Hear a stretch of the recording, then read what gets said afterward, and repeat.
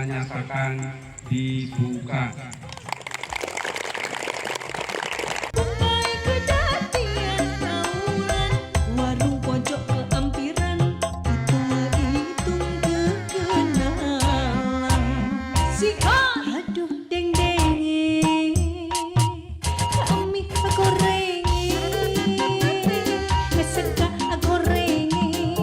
Assalamualaikum warahmatullahi wabarakatuh. Salam sejahtera bagi kita semua.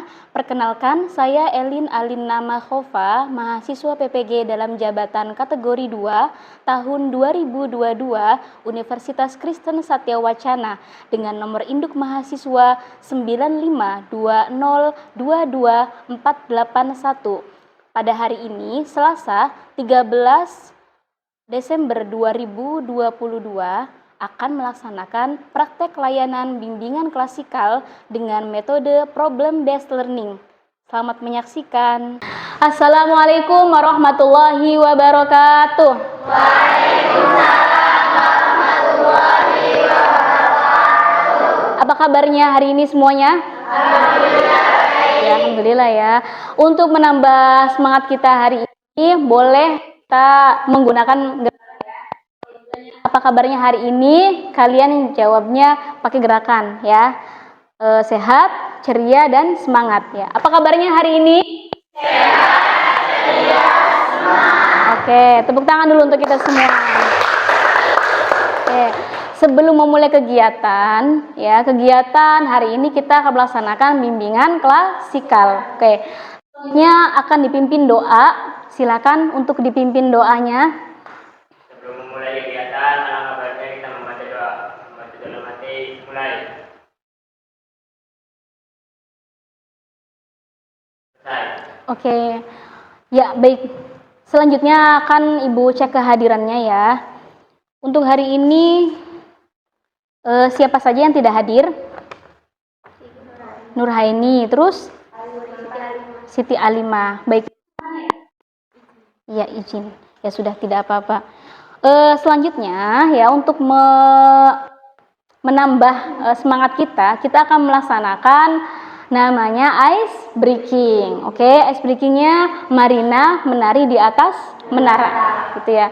Kalau Marina begini ya, Marina menari di atas menara ya. Gimana?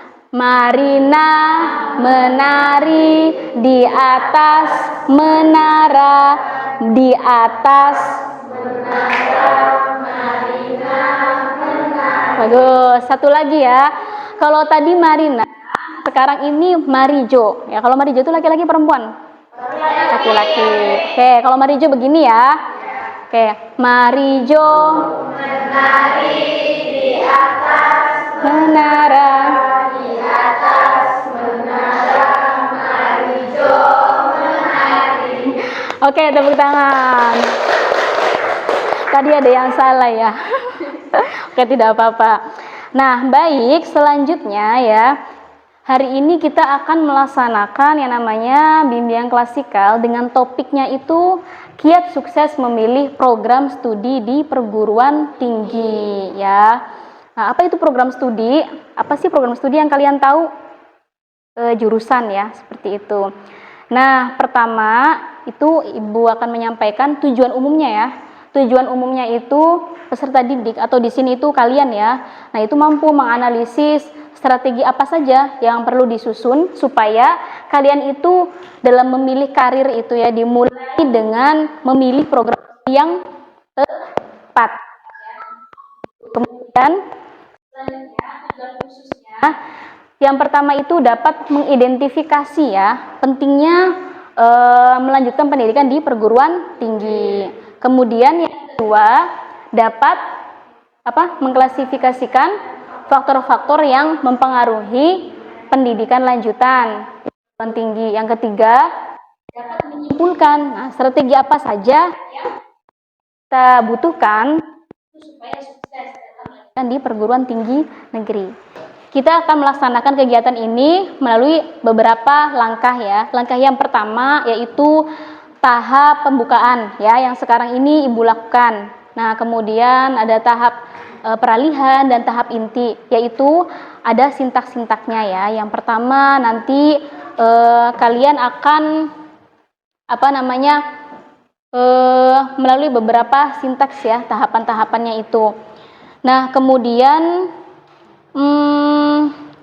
kegiatan pada tahap selanjutnya yaitu akan dibuat beberapa kelompok. Ya, apa kalian sudah siap? Siap ya, oke. Ya, selanjutnya kita akan nonton terlebih dahulu ya. Buat lo yang mahasiswa atau calon mahasiswa, gue mau nanya nih, lo punya jurusan kuliah impian gak sih? Gue sendiri punya. Jurusan impian gue adalah jurusan psikologi. Dan gue sebenarnya beruntung karena udah bisa menyelesaikan kuliah di jurusan impian gue. Nah, tapi nih, dari pengalaman gue sendiri, gue tuh ngeliat nih banyak teman-teman lain yang masih mahasiswa nih, mereka tuh masing-masing punya jurusan impian. Sayangnya banyak juga nih yang kuliah, tapi nggak sesuai dengan jurusan mereka. Nah, karena gue kuliah di UI, gak jarang nih gue lihat ada teman-teman gue yang pada pengen masuk FKUI, Fakultas Kedokteran UI. Ya wajar sih, karena pastilah banyak yang pengen jadi dokter di salah satu univ paling bergengsi di Indonesia. Tapi ya karena teman-teman gue ini gagal, akhirnya teman-teman gue terpaksa harus masuk jurusan lain yang gak sesuai dengan minatnya. Meski sebenarnya gak jauh amat sih dengan ilmu kesehatan. Contohnya apa? Ilmu biologi, farmasi, bahkan psikologi. Mereka masuk ke sana karena mungkin mereka mikir bahwa ya udah gak apa-apa gitu, bisa aja masuk ke sana dan jurusannya pun meskipun gak sesuai, itu yang penting bidangnya sama, biar kerjanya nanti gak berbeda gitu ya. Nah tapi gak jarang hal ini tuh jadi bermasalah buat mereka, dan juga mungkin buat kita semua ya, buat lo juga yang mungkin merasa salah jurusan nih, karena ya ilmu yang kita jalani itu bisa jadi kalau gak sesuai dengan target kita ya jadi bukan passion kita kan, sehingga gak jalan nih kita jadi kepikiran buat cabut dari kuliah yang lagi kita jalani. Kalau termasuk yang kayak gitu, pernah nggak sih lo kepikiran buat cabut di tengah jalan? Cabut di sini maksudnya adalah lo pindah jurusan di tengah kuliah ya. Nah kalau lo sempat terbesit tentang pemikiran itu di otak lo ada di video yang tepat. Tonton video ini sampai habis dan gue bakal jelasin tentang kesalahan memilih jurusan dan apa yang harus dilakukan kalau kita udah terlanjur masuk ke jurusan tersebut.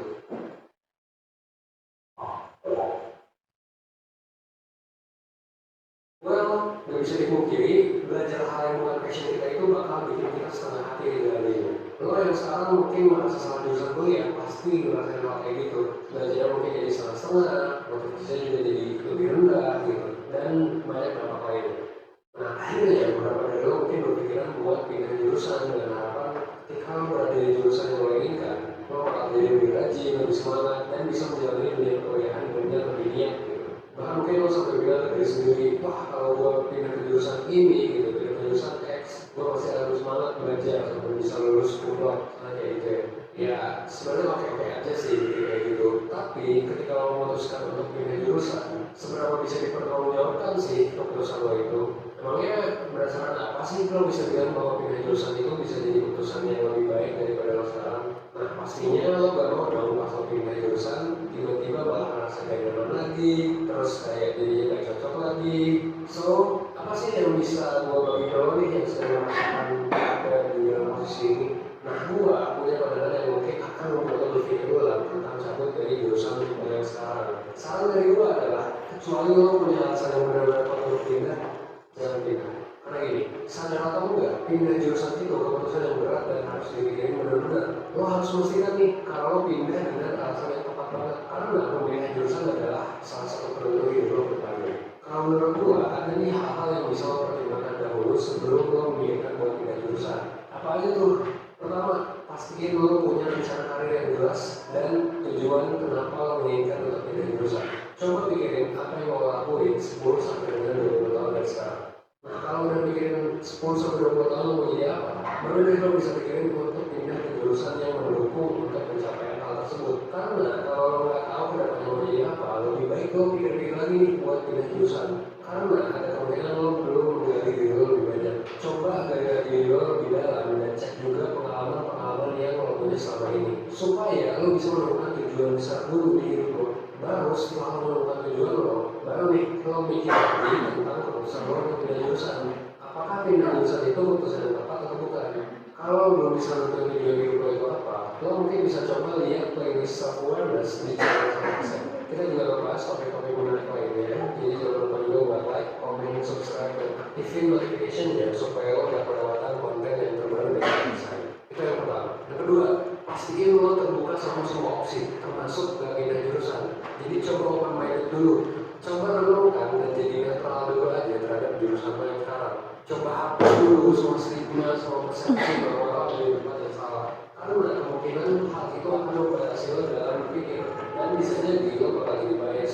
Bisa aja kan lo jadi menutup banyak kesempatan untuk belajar hal yang baru, jadinya terbatas gitu. Yang mungkin aja bisa berujung pada ketertarikan terhadap jurusan yang sekarang. Coba deh pikirin, apa yang lo bisa raih kalau lo tetap di jurusan yang sekarang. Coba pikirin dulu itu, mungkin aja lo tetap bisa punya potensi keren ketika lo stay di jurusan lo sekarang. Nah ini nyambung juga sama yang nomor 3 nih. Yang ketiga, pastiin lo udah mencoba untuk menggali lebih banyak hal dari program studi lo. Kalau lo belum benar-benar menyelami ini yang lo pelajari sekarang, dan lo tiba-tiba berpindah, ya bisa dibilang lo wajar aja sih. Karena ada kemungkinan juga lo belum tahu hal-hal yang bisa bikin lo tertarik dari jurusan tersebut. Jadi coba lagi jurusan yang lo sedang jalani sekarang. Jangan-jangan lo bisa merasakan hal yang hebat banget dari situ, dan mungkin bisa jadi juga ternyata jurusan ini mendukung tujuan hidup lo dengan cara lain yang sebelumnya lo gak tahu sama sekali. Nah terakhir, lo juga harus ingat bahwa pemilihan jurusan itu bukan hal yang sembarangan ya. Ini bisa jadi salah satu batu pijakan lo dalam hidup, karena lo bakal ngabisin kurang lebih 3-5 tahun rata-rata di kuliah, yang 4 tahun sih rata-rata kuliah. So, coba pikirin baik-baik gimana caranya biar lo bisa ada di jurusan yang tepat. Itu aja dari gua, semoga lo bisa menjadi lebih baik seenggaknya 1% setiap hari. Gua Evan dari 1%, thanks.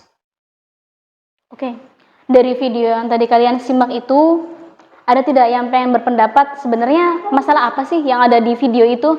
Silakan, ada yang mau berpendapat? Ya, silakan.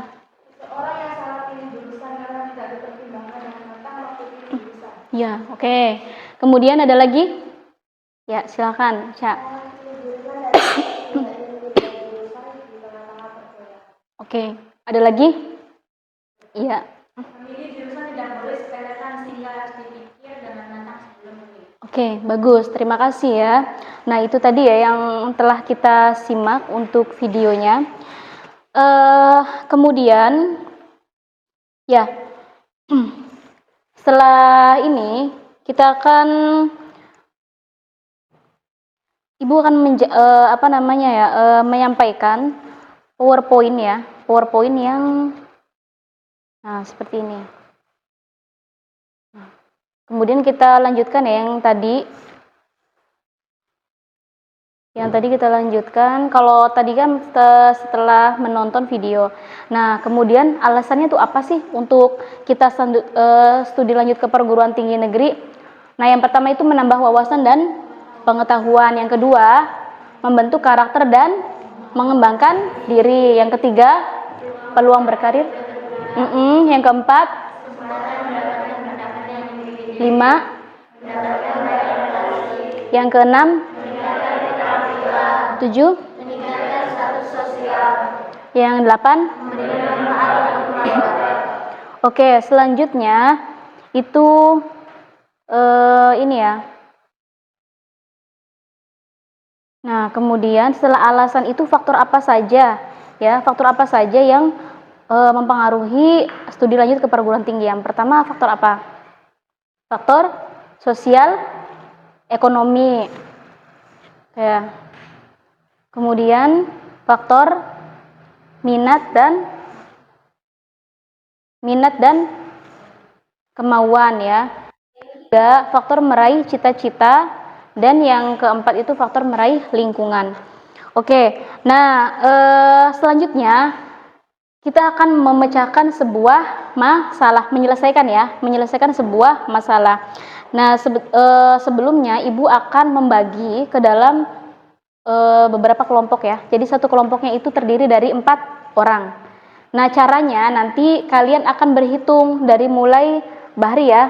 Bahri berhitung dari 1, 2, 3, 4. Kalau sudah selesai 4 nanti nyambung lagi 1, 2, 3, 4. Nanti yang kebagian nomornya itu menyebutkannya 1, nanti berkumpul dengan nomor 1 lagi. 2 dengan 2, begitu seterusnya. Bisa dipahami ya? Oke, mulai dari Bahri berhitung. 1, 2, 3, 4. Terus 3, 4, 1, 2, 3, 4, 1, Ya, oke. Nah, silakan bergabung dengan kelompoknya masing-masing, ya. Oke, sudah? Baik, selanjutnya Ibu akan membagikan LKPD yang telah Ibu share ya, yang sudah Ibu share itu LKPD adalah lembar kerja peserta didik. Nah, di mana kalian itu akan menyelesaikan LKPD itu dengan berdiskusi dengan teman satu kelompok ya, teman satu kelompoknya. Silakan untuk berdiskusi. Nah, isinya apa saja? Di situ ada 5 butir pertanyaan ya, nanti dijelaskan, kemudian kalian berdiskusi dan selanjutnya itu dipresentasikan. Apa kalian sudah paham tugas-tugasnya? Paham ya? Oke, kemudian silakan untuk berdiskusi dengan teman satu kelompoknya ya. Silakan untuk berembuk dengan teman satu kelompoknya. Yang ini ya, Adit dengan ini boleh bergeser dulu. Siapa nandanya ke sini. Nah, sip. Ini boleh bergeser dulu. Ya, satu laginya sudah ya, bertiga. Ya, silakan disesuaikan dengan kelompoknya. Ya, silakan. Nah, silakan kalian berembuk ya, berembuk untuk menyelesaikan LKPD. Ya, silakan.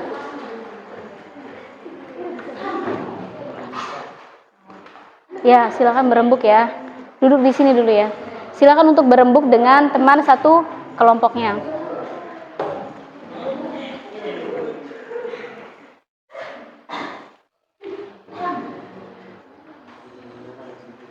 Oke, sudah selesai.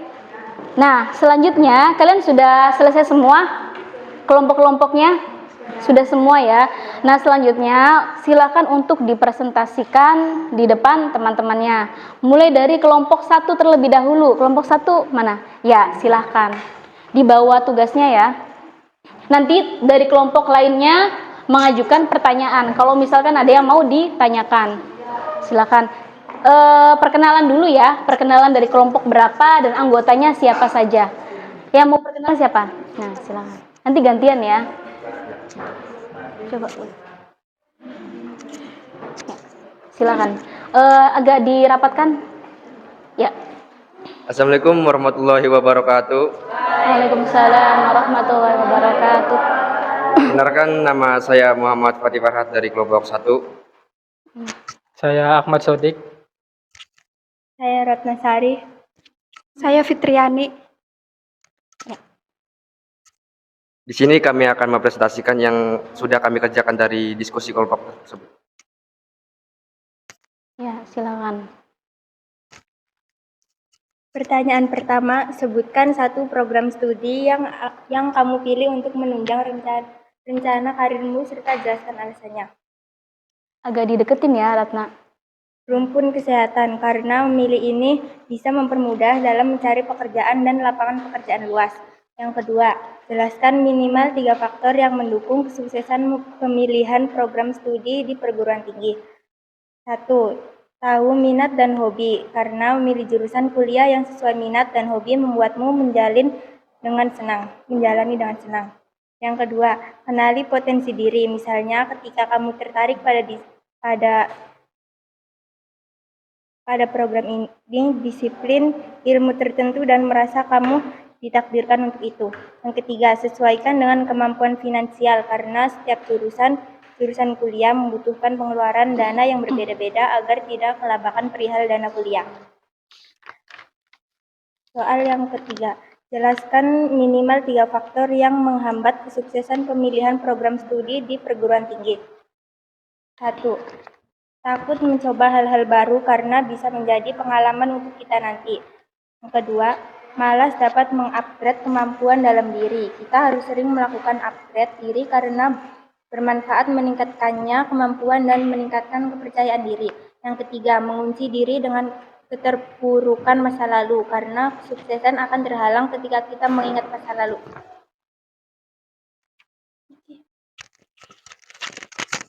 Yang keempat, jelaskan 3 rencana jangka pendek yang persiapan dalam meraih kesuksesan pilihan karir melanjutkan studi ke perguruan tinggi.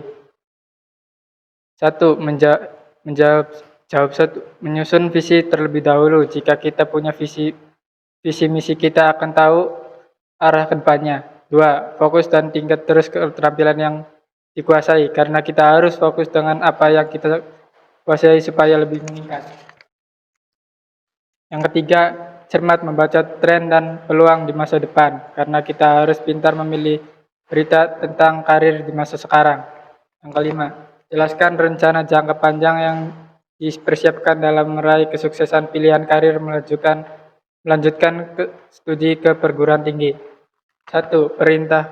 Pertimbangkan kondisi diri sendiri. 2. Membuat kuesioner personality atau kepribadian. Yang ketiga, merancang prospek karir.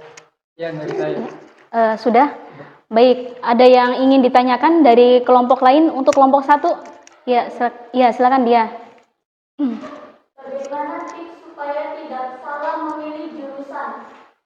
1. Mengenali cita-cita dan minat potensi diri. 2. Mempertimbangkan peluang masa depan dari prodi yang kita pilih. Melakukan riset pada jurusan matematika misalnya. Kita gali informasi mata kuliah apa saja yang dipelajari kampus yang menyediakan jurusan tersebut, biaya dan akreditasinya. 4. Konsultasi dengan orang lain seperti guru BK, orang tua, dan teman yang melanjutkan kuliah. 5. Memberi waktu pada diri sendiri untuk memikirkan dari segi kemampuan diri, peluang masa depan, sampai pendapat dari orang terdekat. Sudah? Ya. Sudah puas belum dia jawabannya dari Nabila? Oke, terima kasih Nabila. Selanjutnya, ada lagi yang ingin ditanyakan? Ya, Nur, Aini. Keuntungan kita kalau melanjutkan kuliah? Baik, saya akan menjawab pertanyaan dari Nur Aini. Yang pertama adalah menambah skill dan pengetahuan dengan keahlian baru bisa didapatkan sesuai dengan program studi yang dipilih, sehingga mengembangkan diri lebih mengerucut dan fokus pada satu bidang tertentu. Contoh, lulusan SMA yang mengambil jurusan IT akan menjadi ahli dalam bidang yang dipelajarinya. Yang kedua adalah menambah koneksi dengan mengikuti pendidikan tinggi seperti bertambah jaring pertemanan yang kita dapatkan. Yang ketiga, memperbesar kesempatan karir di mana kita dapat mengembangkan kemampuan diri agar dapat mengikuti kebutuhan sumber daya berkualitas di masa depan nanti. Yang keempat, pengalaman organisasi dapat membantu mahasiswa mengembangkan pola pikir, sikap, perilaku, dan cara berkomunikasi. Yang kelima, jalan meraih cita-cita semakin berspesifiknya cita-cita semakin spesifik pula jalan harus yang ditempuh. Ya, sudah, Fatih? Sudah. Sudah puas Nur Aini? Oke, sudah ya. Ada lagi yang mau ditanyakan? Sudah. Baik, sudah. Mereka sudah puas. Silakan untuk ditutup. Ya, sekian dari kami. Wassalamualaikum warahmatullahi wabarakatuh. Waalaikumsalam warahmatullahi wabarakatuh. Ya, terima kasih kepada kelompok 1 ya yang sudah memaparkan hasil dari tugas ya yang Ibu berikan. Selanjutnya boleh kelompok 2 untuk mempresentasikan. Ya. Silakan untuk memperkenalkan diri, kelompok dan namanya. Silakan.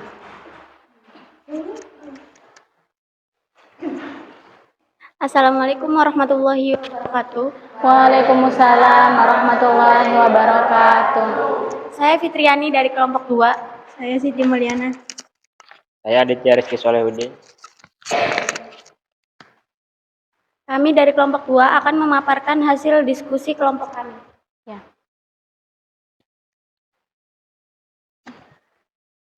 Yang pertama, sebutkan satu program studi yang kamu pilih untuk menjunjung rencana karirmu, serta jelaskan alasannya. Saya memilih jurusan teknik pertambangan karena lulusan teknik pertambangan memiliki peluang karir yang luas di industri. Di industri pertambangan batu bara, tembaga, nikel, dan masih banyak yang lainnya. Yang kedua, jelaskan minimal 3 faktor yang mendukung kesuksesan pemilihan program studi di perguruan tinggi. Yang pertama, faktor psikologis seperti inteligensi, minat bakal motif, dan kematangan kesiapan. Faktor penguasaan materi tes, contohnya menguasai visi-visi yang berisi tentang pokok-pokok pembahasan yang keluar dalam tes. faktor teknis. Kita harus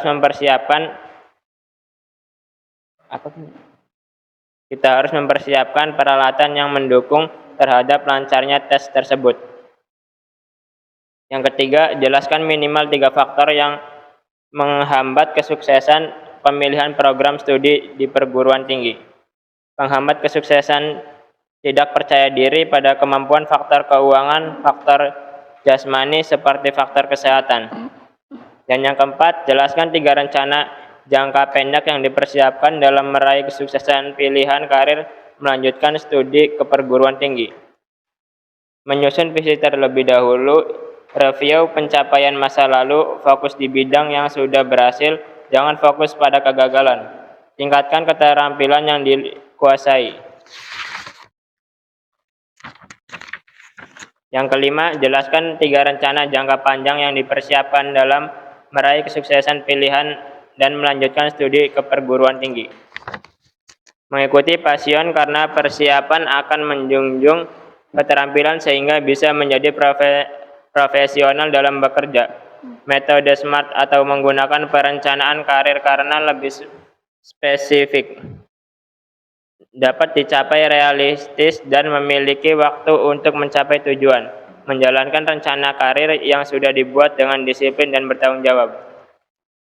Oke, sudah ya. Baik, sudah dipaparkan. Silakan, ada yang ingin ditanyakan dari kelompok lain? Ya, silakan. Nurhaliza. Saya akan menjawab pertanyaan dari Nurhaliza. Yang pertama, untuk Kemdikbudristek adalah seleksi nasional penerimaan mahasiswa baru SNPMB, kalau tahun kemarin namanya LTMPT. Dalam SNPMB ada seleksi nasional berdasarkan prestasi SNBP. Jalur seleksi nasional berdasarkan tes SNBT dan jalur seleksi mandiri. Yang kedua, untuk universitas di Kementerian Agama dan SPAN PTKIN, UMPTKIN dan UM Mandiri. Yang ketiga, untuk Poltekkes ada jalur PMDK, yaitu jalur masuk dengan prestasi dan SIMAMA, jalur masuk dengan tes. Oke, ada lagi yang ingin ditanyakan? Ya, silakan Mbak Ri. Faktor apa saja yang mendukung dalam memilih program studi di perguruan tinggi? Saya akan menjawab pertanyaan dari Bakri. Yang pertama ada faktor internal. Faktor internal terdiri dari faktor jasmania seperti faktor kesehatan cacat tubuh. Yang kedua, faktor psikologis seperti inteligensi, perhatian, minat, bakat motif, dan kematangan kesiapan. Dan yang ketiga ada faktor kelelahan. Faktor yang kedua adalah faktor eksternal. Faktor eksternal adalah faktor yang ada di luar individu. Faktor ini meliputi 3 aspek, yaitu yang pertama, faktor keluarga, meliputi cara orang tua mendidik, relasi antar anggota keluarga, suasana rumah, keadaan ekonomi keluarga, pengertian orang tua, dan latar belakang kebudayaan. Yang kedua, faktor sekolah meliputi metode mengajar, kurikulum, relasi guru dengan peserta didik, relasi antar peserta didik, disiplin sekolah, alat pelajaran, waktu sekolah, standar pelajaran di atas ukuran, dan gedung, metode belajar, dan tugas rumah. Yang ketiga, faktor masyarakat meliputi kegiatan siswa dalam masyarakat, mass media, teman bergaul, bentuk kehidupan masyarakat. Keempat, faktor sosial ekonomi. Kelima, faktor minat dan kemauan. Keenam, faktor cita-cita. Dan ketujuh, faktor lingkungan. Oke, sudah Siti Mulia. Gimana Mbak Hari dengan Nurhaliza? Sudah puas? Oke, sudah. Ada lagi dari kelompok 2? Sudah. Ya, silakan. Sekian dari kelompok kami. Wassalamualaikum warahmatullahi wabarakatuh. Waalaikumsalam warahmatullahi wabarakatuh. Berikan aplaus. Ya, untuk kelompok 1 maupun kelompok 2 sudah sangat baik ya untuk memaparkan dan dalam menjawab semua pertanyaan yang disampaikan oleh teman-temannya. Begitupun yang bertanya ya. Begitupun yang bertanya berarti kan ada kemauan untuk ingin tahu gitu ya. Oke, selanjutnya setelah kalian berdiskusi, boleh ada yang akan memberikan kesimpulan dari serangkaian acara kita hari ini ya, kegiatan kita hari ini. Silahkan yang akan memberikan kesimpulan. Ya, Hawa. Kesimpulannya yaitu 1, kita ketahui minat dan bakat sebelum memilih program studi, perlu digali informasinya seperti mata kuliah yang dipelajari pada target program studi yang akan kita pilih. 3. Mencari informasi tentang peluang karir dan dari prodi yang akan kita pilih. Oke, sudah?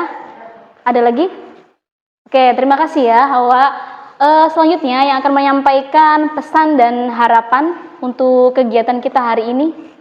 Siapa yang akan menyampaikan pesan dan harapan? Ya. Ya. Silakan. Jaga cita-cita setinggi langit. Jangan lupa berdoa dengan sungguh-sungguh serta meminta bimbingan dari guru, orang tua maupun teman yang sudah berhasil mendidik seperti tepat. 2. Semoga kita dapat memilih pendidik yang tepat yang sesuai dengan minat dan bakat. Oke, terima kasih ya Nur Aini. Nah, untuk memotivasi kita hari ini bahwa dalam kehidupan kita itu ada tidak sih orang yang ujuk-ujuk sukses begitu ya? Tiba-tiba sukses, ada tidak? Tidak ada ya. Jadi kata motivasinya itu adalah tidak ada rahasia untuk menggapai sukses ya. Karena sukses itu terjadi karena adanya persiapan, begitu kemudian kerja keras dan mau belajar. Oke. Kemudian Ibu kan sudah mengirimkan link ya, link berupa evaluasi hasil. Jadi evaluasi hasil itu nanti ada skala 1, 2, 3, dan 4.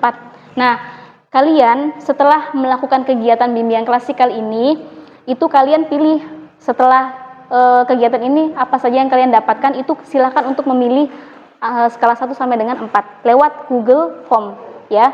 Oke. Kemudian kita tutup kegiatan hari ini dengan membaca doa. Silakan untuk dipimpin membaca doa. Doa ya, silakan Adit. Doa. Sebelum memulai kegiatan, alangkah baiknya kita membaca doa. Membaca dalam hati, mulai.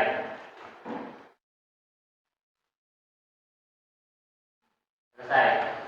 Oke, terima kasih ya semuanya. Dan semoga kalian semua menjadi orang-orang yang sukses dalam berkarir. Assalamualaikum warahmatullahi wabarakatuh. Waalaikumsalam.